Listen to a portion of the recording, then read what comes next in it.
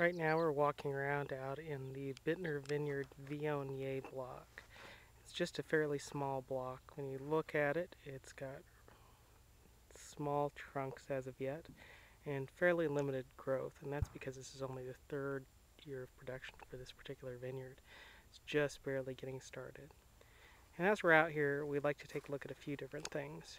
We like to look at the crop load, and for this particular block, if you look in amongst the leaves, you see that we have fairly heavy crop load in here, and we did that in order to try and get a little more production off this vineyard for the second year that we'll actually be pulling off of it. The next thing we want to look at is we want to look at overall vineyard health. And as you look at the leaves are in pretty good shape. You know, you're seeing just a little bit of new growth, and as it gets hot like this, we're looking for some new growth, but we're trying to keep it fairly limited. We're trying to get into a time period of canopy management now and try and keep our growth to a minimum so we're able to actually get the sun exposure in on the grapes that we want to have. You can see just the beginnings of these clusters in here. You know, they look like they're in pretty good shape overall.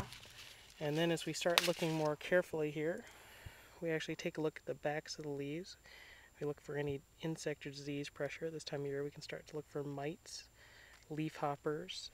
We'll actually also see some evidence of mealybugs on occasion out here.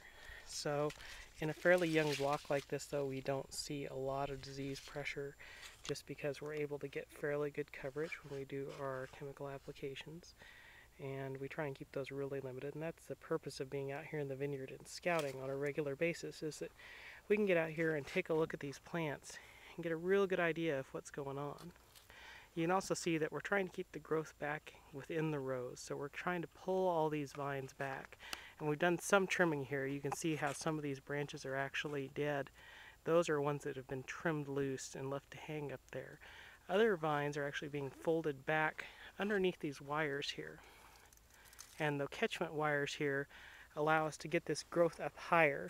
So we leave the fruiting zone down here low, close to these trunks, actually exposed, so the grapes can get enough sunlight to finish up and get mature. And otherwise, if you have real heavy growthy coverage here, you'll have a lot of green flavors in your wine. And since we're actually looking at the west side of this row, we're going to try and keep the growth a little bit heavier here and try and keep the coverage a little bit heavier as well.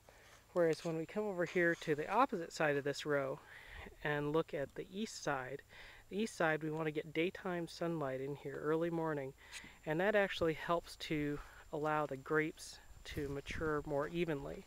And you can see how carefully, you know, we've had the crew come through here, pull all these vines up and get these up behind these catchment wires and leave these grape clusters exposed down here a little more. You know, they're still in kind of speckled shade, and that's what we're going for.